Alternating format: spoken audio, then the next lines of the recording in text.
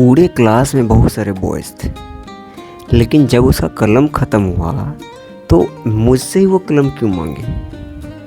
किसी और से भी तो मांग सकते थे। पूरे क्लास में सबके सामने वो हमसे कलम मांगी, इसका मतलब सीधा सा है कि वो हमसे प्यार करती है। अरे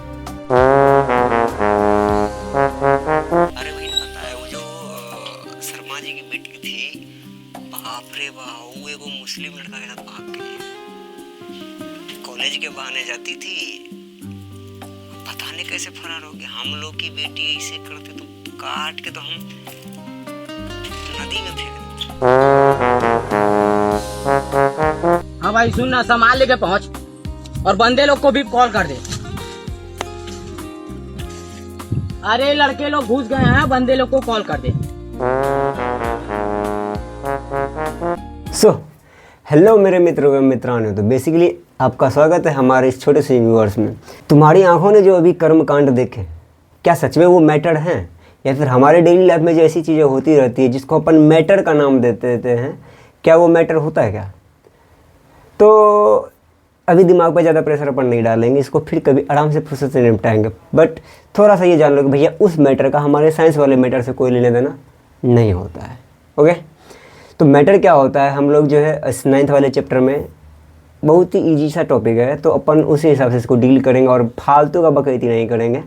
जो चीज़ सीखने वाला होगा और जिस पे हमको एम्फेसाइज करना चाहिए वहीं पे। अब इस बात पे अपन नहीं जाएंगे कि मैटर क्या है, उसी पे आधा घंटा बकैती डाल रहे हैं। ओके, नहीं, अपन मेन मुद्दों पे डिस्कस करेंगे, अच्छी तरीके से डिस्कस करेंगे ताकि आप लोगों को समझ में आए, एंड देन अपन मूव करते जाएंगे। So let's begin. सवाल पूछा जा रहा है कि भाई जो भी मैटर है वो अपना स्टेट चेंज कर सकता है क्या? मैटर बिहार से यूपी जा सकता है? इसका ऐसा कोई कुछ मानना नहीं है। मैटर यहाँ पे स्टेट चेंज कहने का तात्पर्य ये है पार्थ, अगर कोई लिक्विड है उसका मन किया कि अपन जो है ना, चलो लिक्विड का जीवन जी के जो है ना अपन बोर हो चुके हैं, तो क्या हम सॉलिड बन सकते हैं? अगर कोई गैस है तो गैस भी सोचेगा कि भाई बोर हो गए इस गैस वाली लाइफ से, क्या अपन सॉलिड या फिर लिक्विड बन सकते हैं? तो ये जो ट्रांसफॉर्मेशन होता है ना, लिक्विड से गैस बनना, गैस से सॉलिड, सॉलिड से लिक्विड, इस तरह की चीज़ें जो होती है, क्या वो पॉसिबल है क्या? हाँ भाई, क्यों नहीं। जीवन में बर्फ़ तो खाई ही होगे ना। वो हम कोन वाले आइसक्रीम का बात नहीं कर रहे हैं, कोनिकल शेप में जो होता है, नहीं, वो सस्ता वाला जो आइसक्रीम आता था ना, अभी भी आता है, 2 रुपया में मिलता था, नीचे में डंडी लगा हुआ होता था, तो उसको जो खाते थे। ऐसे में तुम देखा होगा कि भाई वो सॉलिड शेप में रहता है, उसको थोड़ा सा छोड़ दो तो वो मेल्ट होने लगता है, तो सॉलिड से क्या होने लगा, लिक्विड में कन्वर्ट होने लगा। तो हाँ, ये जो सवाल पूछ रहा है हमसे एनसीईआरटी की, can matter change it state? Of course yes, भाई कर सकता है। तो लिक्विड गैस में जा सकता है, मतलब किसी भी स्टेट से हम किसी भी स्टेट में जा सकते हैं, समझे? अपन लाइक अगर लिक्विड है तो लिक्विड से गैस में जा सकते हैं, लिक्विड से सॉलिड में जा सकते हैं, या फिर गैस है तो गैस से लिक्विड में जा सकते हैं, गैस से सॉलिड में जा सकते हैं, किसी स्टेट से किसी स्टेट में जा सकते हैं। तो इस वाले ट्रांसफॉर्मेशन को कुछ पर्टिकुलर नाम दिया जाता है, ठीक है? लाइक मेल्टिंग अपन उसको बोलते हैं जब कोई सॉलिड लिक्विड में कन्वर्ट होता है, ठीक है? ऐसे ही केसेज हैं, हम थोड़ा सा नीचे देख लेते हैं कि क्या क्या बताना है।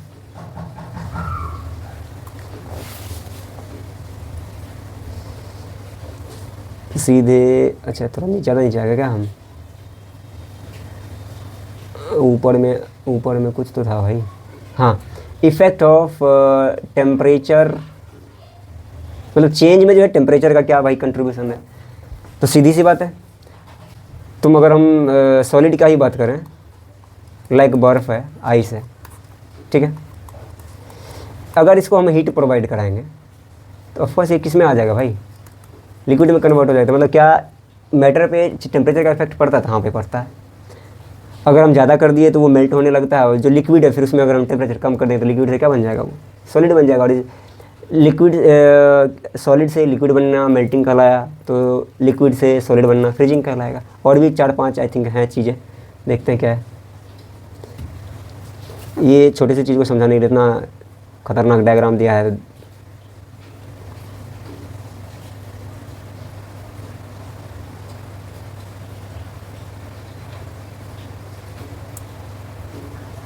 हाँ, ये वाला डायग्राम बहुत इंपॉर्टेंट है। इस वाले डायग्राम को ना तुम भाई बहुत ही ध्यान से सुन रखना याद।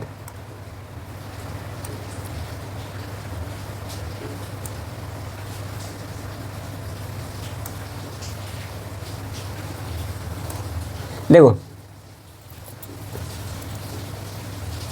ये वाला जो अपना डायग्राम है, ये वाला, अगर इसको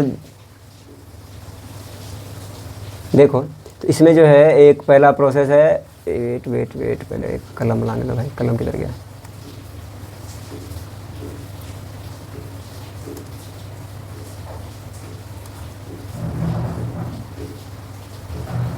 अरे भाई हाइलाइटर कहाँ है, क्या है? अच्छा ये हाइलाइटर है क्या? देखो नहीं, हमको कलम चाहिए, हाइलाइटर नहीं चाहिए।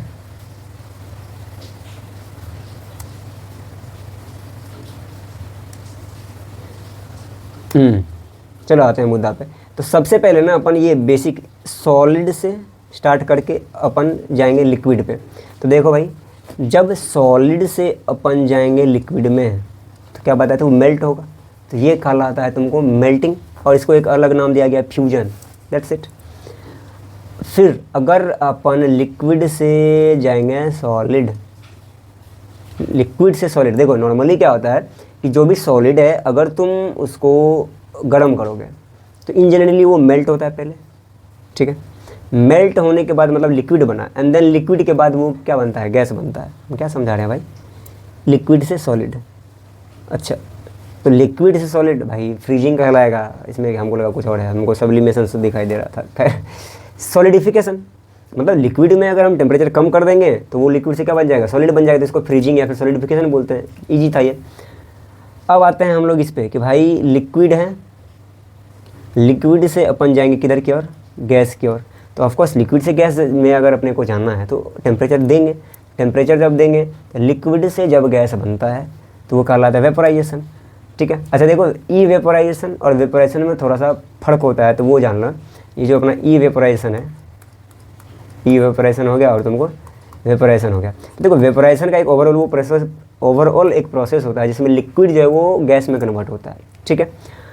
और किसी भी टेम्परेचर पे बिलो द बॉइलिंग पॉइंट या फिर below above the boiling point, वो किसी में भी जो गैस जो लिक्विड है वो गैस में कन्वर्ट हो रहा है तो वो कहलाता है वेपोराइजेशन। लेकिन ई वेपोराइजेशन का अगर तुम बात करो, ये सरफेस लेवल पे होने वाली प्रोसेस होती है और इसमें भी लिक्विड गैस में कन्वर्ट होती है, but below the boiling point. Like अगर हम बात करें पानी का बॉइलिंग पॉइंट 100 डिग्री सेल्सियस है, तो 100 डिग्री से पहले तक जब चीज़ें बॉयल हो रही होगी, वो कन्वर्ट हो रही होगी गैस में, तो वो कहलाएगी ई वेपोराइजेशन। तो moral of the story is that कि सभी ई वेपोराइजेशन जो है वो वेपोराइजेशन कहलाएगा, ठीक है। लेकिन क्या सारे case of vaporisation E vaporisation होगा? नहीं होगा। जो vaporisation below the boiling point होगा वो ई वेपोराइजेशन के केस में आएगा, और अगर एबव आ गया तो उसको हम लोग ई वेपोराइजेशन नहीं बोलेंगे।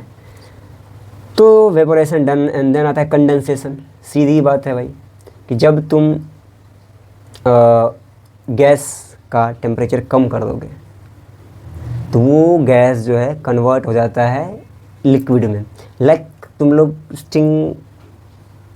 कोई भी कोल्ड ड्रिंक है, अगर तुम खरीदते हो और उसको कहीं पर रखते हो तो क्या होता है, लाइक अगर तुम ग्लास, कहीं घर में भी आता है कोल्ड ड्रिंक, ग्लास में उस कोल्ड ड्रिंक को अगर रखते हैं हम, तो उस ग्लास के चारों तरफ क्या होता है, पानी का ना ड्रॉपलेट कहीं से आ जाता है। भाई जब अपन छोटे थे तो हमको लगता था कि इसमें ये कोल्ड ड्रिंक डालते हैं ना, तो कोल्ड ड्रिंक जो है ना, जो भी ग्लास है ना, उसमें थोड़ा थोड़ा होल कर देता तो वो रिसने लगता है। लेकिन भाई वो भ्रम था, ऐसा कुछ नहीं है। देखो होता क्या है, जैसे कि अपन जो है इस वाले बर्तन में रखे कोल्ड ड्रिंक, और इसके सरफेस पे जो है पानी की बूंदें आ जाती थी। इसका जो प्रोसीजर है वो ये होता है कि इसके सराउंडिंग में गैसेज है, और इसका टेम्परेचर जो कोल्ड ड्रिंक है उसका टेम्परेचर नॉर्मल वाले टेम्परेचर से ऑफकोर्स लो ही रहता है। तो क्या होता है ना कि इसका सरफेस भी जो है, इसके सरफेस का टेम्परेचर भी हो जाता है बहुत कम, और इस सरफेस के इस सरफेस के कॉन्टेक्ट में जो भी गैसेज आती है वो कम टेम्परेचर होने के कारण जो है वो कन्वर्ट हो जाता है गैस से लिक्विड में, जो कि कहलाता है कंडेंसेशन। समझे? यही था। टेम्परेचर कम होने के बाद जो है वो कंडेंसेशन, लाइक वर्षा होना भी जो है कंडेंसेशन के कारण ही होता है। नेक्स्ट भाई क्या है, और है कुछ, हाँ है। अब देखो सॉलिड एंड गैस के बारे में क्या है कि अगर हम सॉलिड से सीधा गैस में चले जाएं, इन जनरली अगर सॉलिड को गर्म करोगे तो वो पहले लिक्विड बनेगा, ठीक है, एंड देन वो गैस बनेगा। लेकिन अगर सॉलिड से सीधा गैस बन जाए तो वो कहलाता है सब्लिमेशन, ठीक है। लाइक अगर तुम कपूर को गर्म करो तो भाई लिक्विड में कन्वर्ट ना होकर वो सीधा गायब हो जाता है, मतलब गैस बन जाता है। So that is sublimation. हाँ, ये सबसे कम जो हमको अपने डेली लाइफ में मिलता है वो गैस का डायरेक्ट सॉलिड में कन्वर्ट होने वाला प्रोसेस, ठीक है। ये तो एग्जांपल भी हमको सोच के जवाब देना पड़ेगा कि ऐसा क्या है कि भाई जो सीधा गैस से सॉलिड बन जाता है। लाइक जो ओस की बूंदें होती है वो क्या होता है ना, इसमें टेम्परेचर जब कम होता है ना तो वो डायरेक्ट गैस से जो है सॉलिड में छोटे छोटे आइस के फॉर्म में कन्वर्ट हो जाता है। तो वो एक तुमको जो है एग्जांपल हो जाएगा किसका, सॉरी क्या है भाई, डिपोजिशन का। गैस से सीधा किस में कन्वर्ट हो गया, सॉलिड में, ठीक। अब चलो हर एक का तो एक एग्जांपल दे ही दिए हैं, आगे बढ़ते हैं भाई। अगला क्या है, इवेपोरेशन के बारे में बता ही दिए। अच्छा देखो, एक मिनट भाई देख लेते रिकॉर्डिंग ऑन है कि नहीं।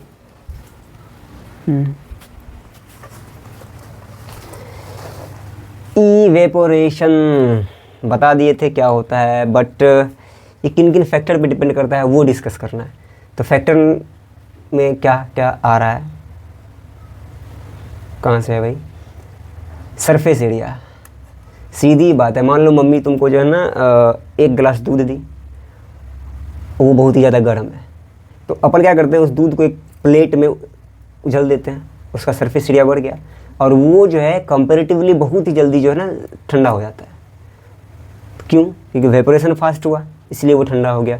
Moral of the story is that कि अगर अपन सरफेस एरिया बढ़ाएंगे तो वेपोरेशन या फिर इवेपोरेशन का रेट क्या हो जाएगा, बहुत ही फास्ट हो जाएगा। That's it. नेक्स्ट है इंक्रीजिंग ऑफ टेम्परेचर। अगर सिंपल सी बात है, मान लो कि हम दो बर्तन में पानी गर्म कर रहे हैं, एक में थोड़ा सा हीट दे रहे हैं और एक में बहुत ज़्यादा हीट दे रहे हैं, तो किसमें ज़्यादा वेपर क्रिएट होगा? ऑफकोर्स हम जिसमें ज़्यादा हीट दे रहे हैं, तो मतलब हीट बढ़ेगा तो क्या होगा, वेपोरेशन का रेट बढ़ेगा। नेक्स्ट है डिक्रीजेज इन ह्यूमिडिटी। लाइक तुम ऐसे समझो जैसे कि वर्षा का मौसम है भी, तो बारिश के मौसम में अपन कपड़ा सुखाए और एक जो जून जुलाई का मौसम होता है उसमें कपड़ा सुखा रहा है, तो किस में कपड़ा सूखेगा? ऑफ कोर्स जून जुलाई में जो कड़ाके की धूप होती है उसमें। क्यों? क्योंकि बारिश के मौसम में क्या होता है ना, ह्यूमिडिटी बोले तो droplet, presence of water droplet in atmosphere, तो वो ज़्यादा होता है बारिश के मौसम में, तो ह्यूमिडिटी ज़्यादा हो गया जो कि अफेक्ट करता है वेपोरेशन के रेट को। तो अगर ह्यूमिडिटी बढ़ेगा तो वेपोरेशन का रेट क्या होगा, घटेगा। समझे? नेक्स्ट देखते हैं क्या भाई, इंक्रीज इन विंड स्पीड। सीधी बात, नो बकवास। कभी कभी ऐसा होता है कि जैसे कि हॉस्टल का ही बात करें तो पटना या फिर बहुत बड़े बड़े शहर में हॉस्टल में चले जाते तो वहाँ पे धूप मिल पाना बहुत ही मुश्किल होता है। तो क्या होता है ना कि इसे रस्सी टांग दिया जाता है, उस पर ही कपड़े को जो है सुखाने का कोशिश किया जाता है। तो अगर एक तो धूप है नहीं और हवा भी नहीं जाए तो मामला गड़बड़ा जाता है। हवा का स्पीड, अच्छा यही रीज़न है अपन क्या करते हैं, जो भी कपड़ा उपड़ा है रखते हैं और पंखा चला देते हैं। तो पंखा चल रहा है, दैट मीन्स क्या हो रहा है, अगर पंखा ज़्यादा फास्ट चलेगा तो कपड़ा बहुत जल्दी सूखेगा। और मान लो कि पंखा तुम बहुत ही एक वाले रैंक पे डाल दिए कंडेंसर में सेट करके, तो हवा कम जाएगा तो कपड़ा बहुत ही स्लोली सूखेगा। इसका क्या तात्पर्य हुआ, अगर स्पीड हम विंड का बढ़ा दिए तो वेपोरेशन क्या होगा, फास्ट होगा, तो कपड़ा जल्दी सूखेगा। That's it. चलो फालतू की बकैती इसमें नहीं। How does evaporation cause cooling. तो भाई अगला सवाल जो ये पूछा है कि भाई वेपोराइजेशन जो है वो कूलिंग का कारण कैसे है। चलो भाई देखते हैं। अच्छा वैसे इसमें और क्या क्या दिखना है, कितना लंबा है भाई, हैं? तो प्लाज्मा सबका इसमें नहीं है, हटा दिया क्या सिलेबस से प्लाज्मा सब?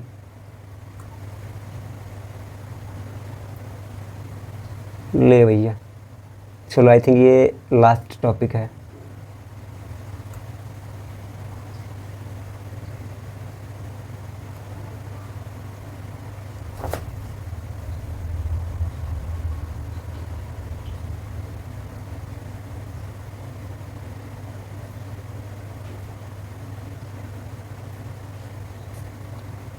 देखो हम बताते हैं,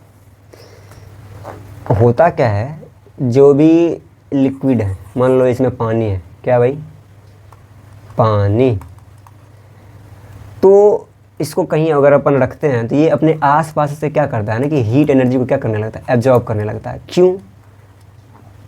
क्योंकि इसके वाटर को क्या करना है, इसके अपने मॉलिक्यूल को वेपराइज करना है। तो जब बात है ना कि जब आसपास के पानी को आसपास के हीट एनर्जी को एब्जॉर्ब किया जाएगा तो वहाँ का माहौल वैसे भी ठंडा आ जाएगा।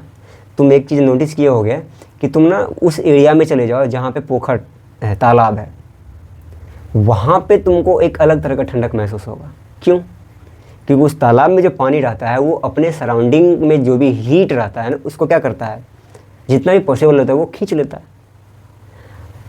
और उस खींचे गए हीट से खुद के वाटर को क्या करता है, गैस में कन्वर्ट करके वेपराइज करके उधर ऊपर की ओर भेज देता है। कोई दिक्कत इसमें नहीं होना चाहिए। सीधी बात समझो ना भाई, जो लिक्विड है वो आसपास अपने सराउंडिंग के हीट को खींचता है। अब अपने सराउंडिंग्स को हीट को खींचेगा तो ऑफकोर्स वहाँ का माहौल ठंडा हो जाएगा। जैसे चलो देन नेक्स्ट क्या है भाई, नेक्स्ट है why should we wear cotton cloth in summer. भाई वो मतलब इसमें हम ज़्यादा बकैती नहीं करेंगे, तुम लोग ये 8th 9th में तभी हो, सॉरी 8 में ही पढ़े हो गए वो ना। अरे किधर गया भाई पेन, ये सवाल पूछ रहा है कि हम लोग कॉटन क्यों पहनते हैं, हालांकि हम लोग तो गर्मी में भी पहन लेते हैं बट पतला टाइप का पहनते हैं। सुनो ऐसा है कि वो कॉटन जो है क्या होता है, इंसुलेटर होता है। अब बॉडी की हीट को वो बाहर नहीं निकलने दे, इसीलिए अपन क्या करते हैं, कॉटन पहनते हैं। क्या था इसमें ज़्यादा और थोड़ा नाच के समझाने की इसमें कोई ज़रूरत नहीं है, बस इतना ही समझे, मोर देन इनफ है। क्या कुछ अलग बोल रहा है क्या? During the summer we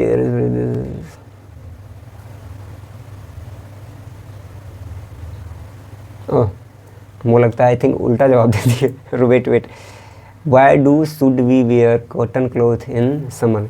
during the summer we more because of the mechanism of our body with the keeps us cool. We know that during the evaporation the particles at the surface of the liquid gain energy from the surroundings और body surface। अच्छा sorry, हम सवाल उल्टा पढ़े थे। सवाल ये है कि हम जो है ना गर्मी के मौसम में कॉटन क्यों पहनते हैं। ठीक है, तो देखो होता क्या है, पसीना जो आता है तो वो कॉटन उस पसीना को एब्जॉर्ब करता है। अब वेपोरेशन के लिए क्या हुआ, बैटरी डाउन हो गया क्या? वेपोरेशन के लिए जो है ये क्या करता है, नहीं बैटरी तो है। वेपोरेशन के लिए क्या करता है, जो लिक्विड ड्रॉपलेट आई मीन जो पसीना है वो अपने सराउंडिंग से क्या करता है, हीट एनर्जी खींचता है। तो ये इसका सराउंडिंग तो हमारा स्किन ही है ना, तो इस